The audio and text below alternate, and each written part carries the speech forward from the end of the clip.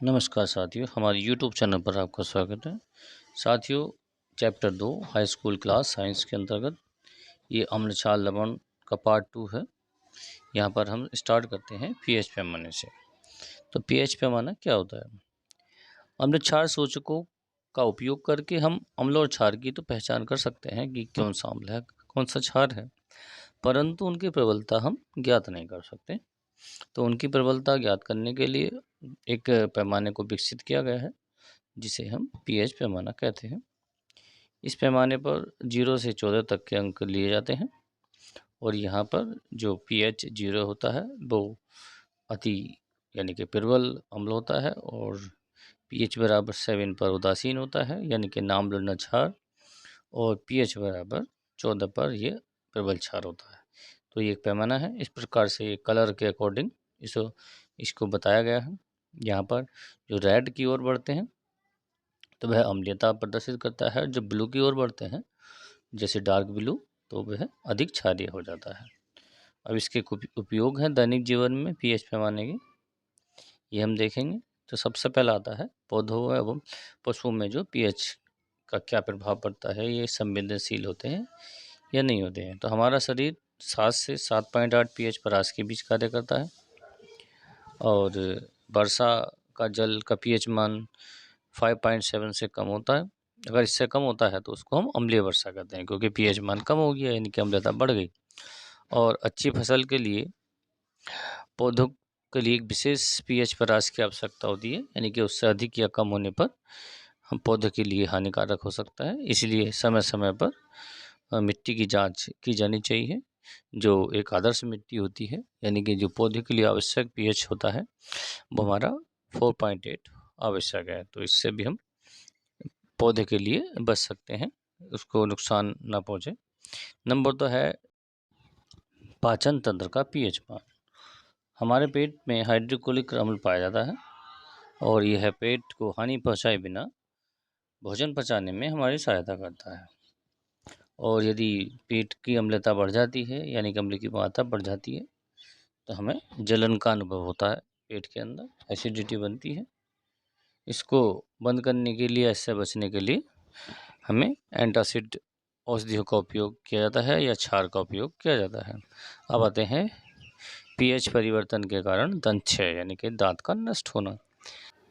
मुंह के पीएच मान जो है 5.5 से कम होने पर दांतों का क्षय प्रारंभ हो जाता है और दांत इनेमल कैल्शियम सल्फेट का बना होता है, जो सबसे कठोर पदार्थ है शरीर के अंदर, और ये जल में नहीं घुलता, लेकिन मुंह का पीएच मान 5.5 से कम होने पर यह संचारित होने लगता है। इससे बचने के लिए दांतों को अच्छे से साफ करना चाहिए।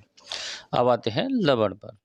तो वे पदार्थ जो जलीय विलयन में हाइड्रोजन धनायन के अतिरिक्त अन्य कोई धनायन या हाइड्रोक्सिल आयन OH के अतिरिक्त अन्य कोई ऋणायन देते हैं तो वह लवण कहलाते हैं। इसके कुछ उदाहरण हमें इस प्रकार से दे रखे हैं, या इसके आधार पर हम कुछ लवण की परिभाषा इस प्रकार ले सकते हैं।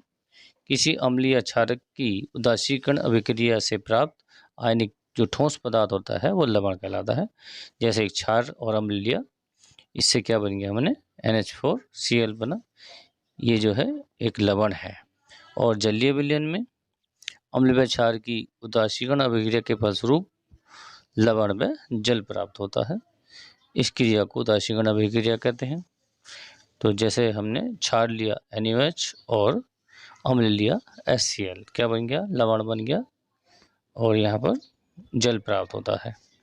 और लवण को जल में घोलने जाता है तो ये आयनों में विभाजित हो जाता है, और जो धनायन होता है उसको हम भास्मिक मूलक कहते हैं और जो ऋणायन होता है उसको हम अम्लीय मूलक कहते हैं।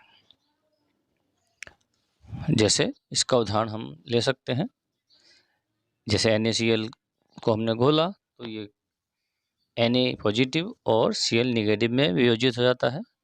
तो जो भास्मिक मूलक हो गया वो Na हो गया और जो अम्लीय मूलक हो गया ऋणात्मक वाला वो Cl हो गया। अब आते हैं कुछ लवणों का हम वर्गीकरण करेंगे। तो लवण हमारे 6 प्रकार के होते हैं। पहला आता है सामान्य लवण। तो वे सरल लवण जिनमें हाइड्रोजन प्लस और OH नेगेटिव नहीं होते सामान्य लवण कहलाते हैं। इसका उदाहरण हो गया NaCl और KNO3 या अन्य कोई अन्य तत्व हो सकते हैं। अब आते हैं अम्लीय लवण। तो अम्लीय लवण क्या होते हैं? वे लवण जिनमें हाइड्रोजन धनायन उपस्थित होता है वे अम्लीय लवण कहलाते हैं। जैसे NeHSO4, NaHCO3 ये सभी हमारे अम्लीय लवण हैं। इसके पश्चात नंबर 3 पर आएंगे क्षारीयक लवण। तो वे लवण जिनमें विस्थापनीय OH नेगेटिव उपस्थित होगा वे सभी लवण आपके क्षारीय लवण कहलाएंगे। तो इसके कुछ उदाहरण इस प्रकार हो सकते हैं, जैसे आपका MgOHCl है और ZnOHCl है या PbOHNO3 ये क्षारीय लवण हमारे कहलाते हैं।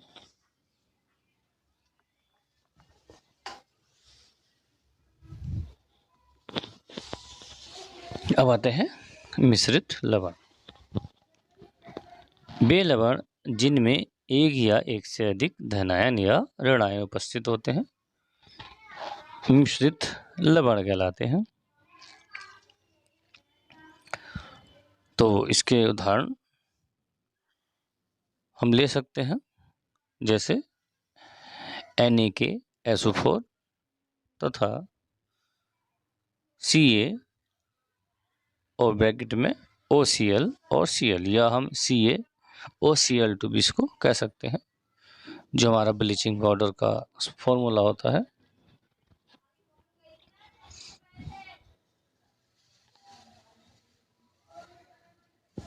ये हमारे मिश्रित लवण हैं।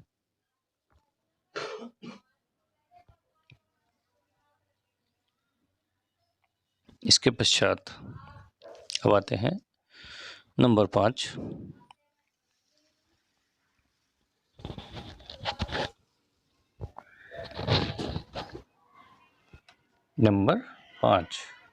और चलते हैं द्विक लवण।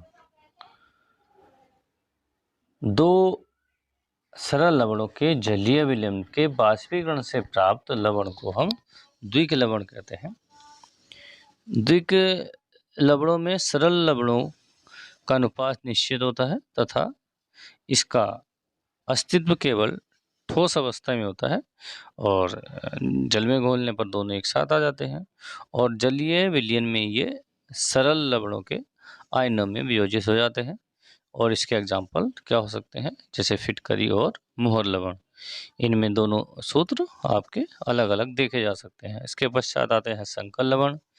वे लवण जिनके आयन अथवा उदासीन अणु किसी धात्विक आयन के साथ उपसह संयोजक बंध बनाते हैं वह संकर लवण कहलाते हैं। तो इसके कुछ एग्जाम्पल्स हमने ले रखे हैं, जैसे आपका K4FeCN6 है और ये अन्य सूत्र हैं।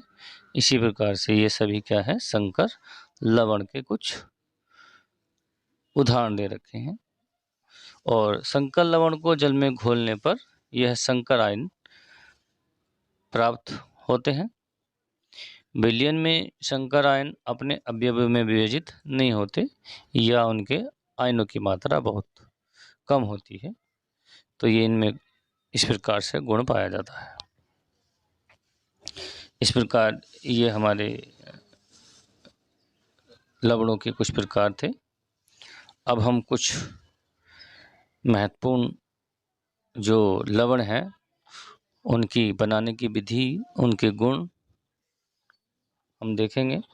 तो इसमें सबसे पहला आता है आपका वॉशिंग सोडा यानी कि धावन सोडा। इसका रासायनिक नाम होता है सोडियम कार्बोनेट और डेकाहाइड्रेट। डेकाहाइड्रेट मतलब 10 हाइड्रेट यानी कि 10 H2O यानी कि जल के अणु जुड़े हैं। तो सबसे पहला आता है इसमें निर्माण, इसका कैसे करेंगे प्रयोगशाला में। तो सोडियम कार्बोनेट बनाने के लिए हम क्या करते हैं, कास्टिक सोडे को की क्रिया कार्बन डाइऑक्साइड से कराते हैं, जिससे हमें सोडियम कार्बोनेट और जल प्राप्त होता है। और इसको ठंडा करने पर यह क्रिस्टलन हो जाता है और इस प्रकार से हमें Na2CO3 × 10H2O प्राप्त होता है। इसमें 10 अणु जल के, यानी कि वाष्प अवस्था में इसमें सूक्ष्म रूप से जल उपस्थित होता है। अब आते हैं इसके गुण, रासायनिक गुण आता है। ऊष्मा का प्रभाव, यदि हम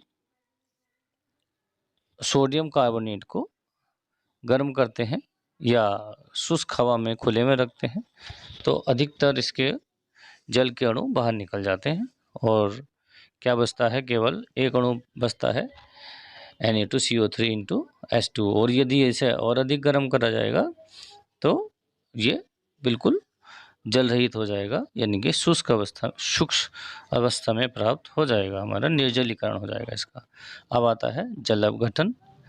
जल अपघटन हम करने पर जलीय विलयन क्षार्य प्राप्त होता है इसमें, और जैसे Na2CO3 टूट जाता है सोडियम और कार्बोनेट में, क्योंकि जल है, जल काय में टूटेगा, हाइड्रोजन और आपके OH में। अब ये दोनों आपस में क्रिया करेंगे। जो निगेटिव पार्ट है जल का वो सोडियम कार्बोनेट के प्लस वाले पार्ट से क्रिया करेगा, और जो जल का धनात्मक पार्ट है वो आपके सोडियम कार्बोनेट के निगेटिव भाग से क्रिया करेगा, और फिर इस प्रकार से हमारा NaOH और H2CO3 प्राप्त हो जाता है। इस क्रिया को आप विशेष ध्यानपूर्वक देख लेंगे। और जो मेन क्रिया हमारी अब जो रह जाती है, अब जो जल से क्रिया कराने पर ये प्राप्त होगा Na2CO3 + 2H2O, और क्या प्राप्त हुआ, NaOH और H2CO3। अब आते हैं कार्बन डाइऑक्साइड के साथ क्रिया कराने पर। ये जलीय विलयन में हम कार्बन डाइऑक्साइड गैस प्राप्त करते हैं तो सोडियम बाइकार्बोनेट हमें प्राप्त होता है। इसकी समीकरण हमने इस प्रकार से लिखेंगे। अब आता है अम्लों से क्रिया। क्षार होने के कारण यह अम्लों से क्रिया करके उनके संगत लवण बनाता है, और यह क्रिया दो पदों में पूर्ण होती है। जैसे Na2CO3 + HCl से क्रिया कराने पर पहले सोडियम बाइकार्बोनेट बना, NaSCO3 और NaCl। अब सोडियम बाइकार्बोनेट पुनः HCl से क्रिया करेगा और हमारा NaCl जल और कार्बन डाइऑक्साइड प्राप्त हो जाएगा। इसके पश्चात अब आते हैं धात्विक कार्बोनेट का अवक्षेपण, यानी कि धातु कार्बोनेट से अभिक्रिया करके किस प्रकार का रिएक्शन करता है। तो सोडियम कार्बोनेट विलयन को बुझे चिन्ह के साथ गर्म करने पर कैल्शियम कार्बोनेट अवक्षेपित होता है तथा सोडियम हाइड्रोक्साइड में प्राप्त होता है। अधिकांश धातुओं के लवणों के जलीय विलयन में सोडियम कार्बोनेट मिलाने पर उन धातुओं के कार्बोनेट लवण प्राप्त होते हैं। तो इसके कुछ उदाहरण हमें ये दे रखे हैं, और ये अवक्षेप हमें प्राप्त किस प्रकार होते हैं ये दे रखा है। जैसे आपका सोडियम कार्बोनेट की हमने बुझे चूने से क्रिया कराई CaOH का होल ट्वाइस से, फिर हमने कैल्शियम क्लोराइड से भी क्रिया कराई है, फिर हमने बेरियम नाइट्रेट से और बेरियम क्लोराइड से क्रिया कराई है। इसकी इक्वेशन इस प्रकार हमें प्राप्त हो जाती है।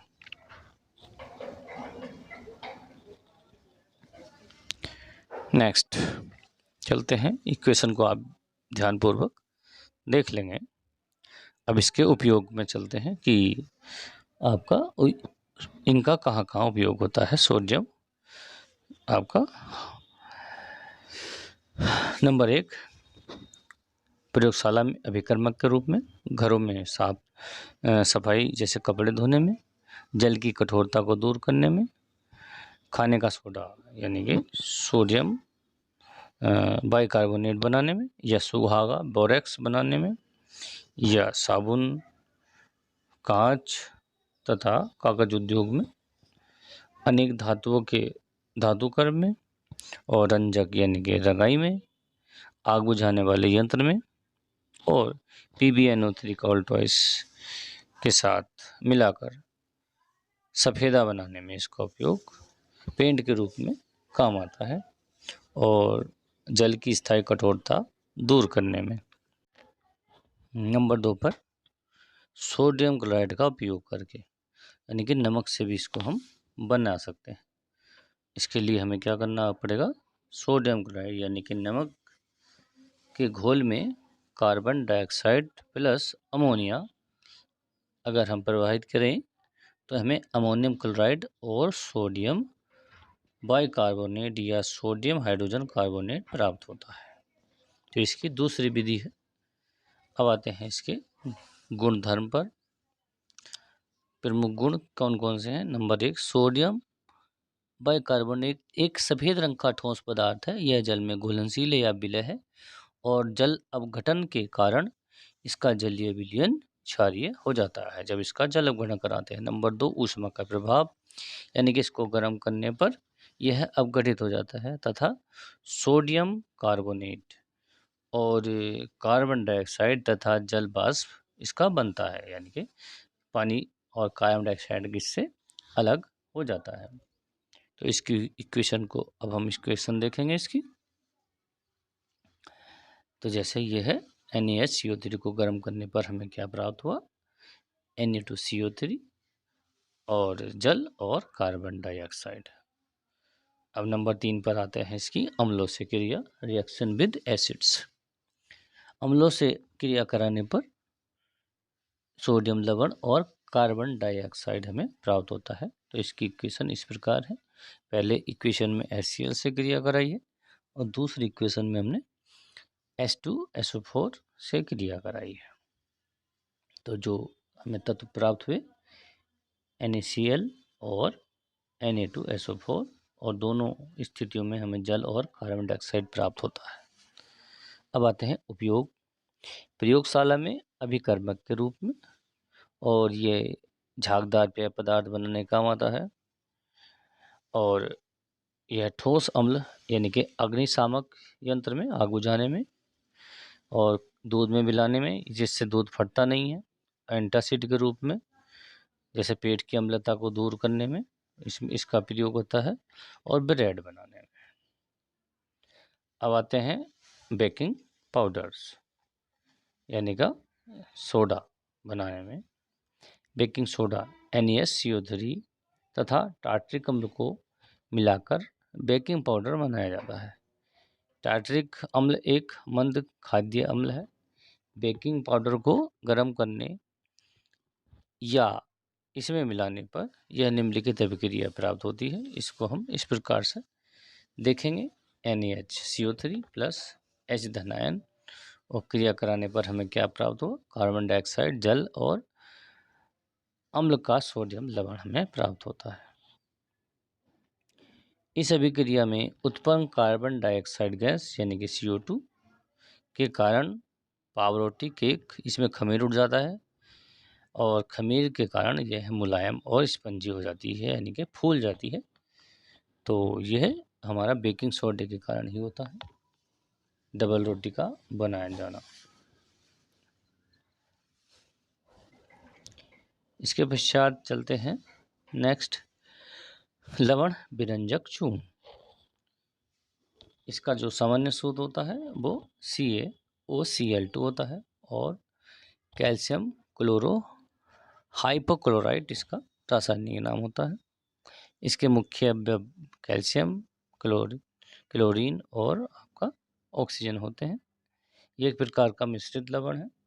यहाँ पर हम इसको अब इसकी बनाने की विधि देखेंगे कि इसको हम किस प्रकार से बना सकते हैं।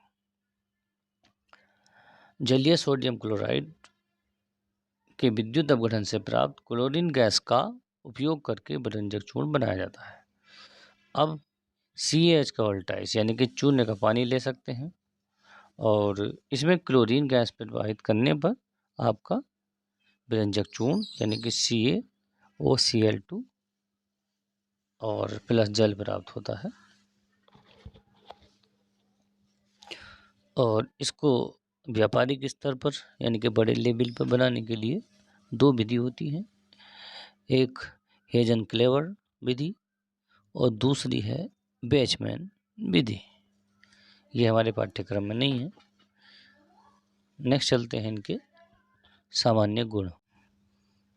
नंबर 1, यह हल्के पीले रंग का चूर्ण होता है, जल में विलय है, लेकिन अशुद्धियों की उपस्थिति के कारण ये जल में पूर्णतः नहीं घुल पाता।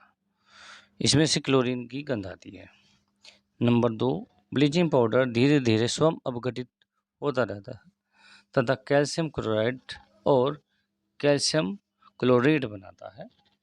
तो इसकी इक्वेशन इस प्रकार से है, जिसके 6 अणु लिए गए हैं और ये 2 अणुओं में टूट जाता है अब स्वतः ही, CaCl2 और CaClO3 का होल ट्वाइस।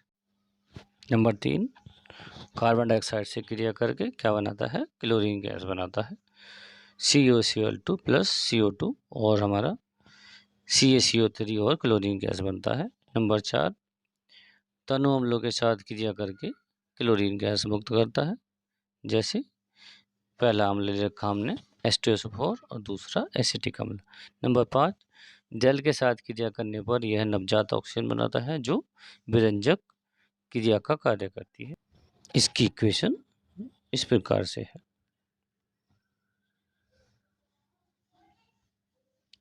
इसको आप नोट कर लेंगे। नंबर 6 पर आते हैं। कोबाल्ट क्लोराइड की उपस्थिति में यह अपघटित होकर ऑक्सीजन बनाता है। तो इसकी इक्वेशन क्या है? विरंजक चूर्ण और कोबाल्ट क्लोराइड का हमने उत्प्रेरण लिया, हमारा क्या बना? कैल्शियम क्लोराइड और ऑक्सीजन हमें प्राप्त होता है। अब इसके उपयोग हैं।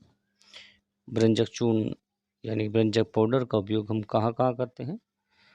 तो विरंजक पाउडर विभिन्न पदार्थों में उपस्थित कुछ यौगिकों के साथ क्रिया करके क्लोरीन गैस और नवजात ऑक्सीजन बनाता है और इसका उपयोग मुख्य रूप से रंग उड़ाने में करते हैं। विरंजक का कार्य कपड़ों का रंग उड़ाना, फर्नीचर का रंग उड़ाना या कागज़ का रंग बनाना, मुख्य रूप से इसका कार्य यही है और जीवाणुनाशक के रूप में होता है और रासायनिक उद्योग में उपचायक के रूप में और पेयजल जीवाणु को नष्ट करने में इसका उपयोग होता है।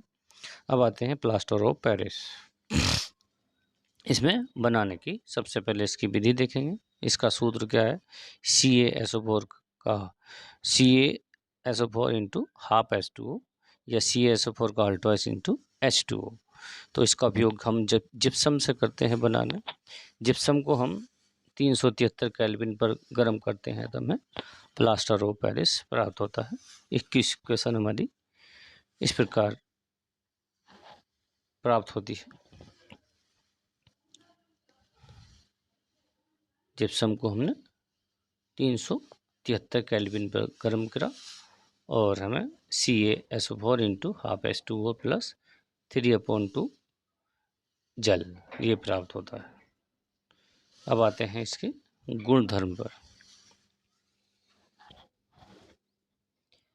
कैसे गुण है इसके? ये सफ़ेद चूर्ण होता है, क्रिस्टल ये है। जल का प्रभाव क्या होता है? अगर इसके साथ जल मिला देंगे तो यह जिप्सम बन जाता है पुनः। और जिप्सम का उपयोग हम सीमेंट में करते हैं मुख्य रूप से, जो उसे जल्दी जमने नहीं देता। अब आते हैं ऊष्मा का प्रभाव, यानी कि इसको हम यदि गर्म करेंगे 200 डिग्री सेंटीग्रेड तक तो इसके जो जल है इसमें से निकल जाता है और बन जाता है कैल्शियम सल्फेट। और इससे अधिक गर्म करने पर यह कैल्शियम ऑक्साइड में बदल जाता है। जो कैल्शियम सल्फेट है कैल्शियम ऑक्साइड यानी कि पत्थर बन जाता है, वो भी चूना पत्थर, और हमारा सल्फर डाइऑक्साइड और ऑक्सीजन गैस इसमें मुक्त हो जाते हैं।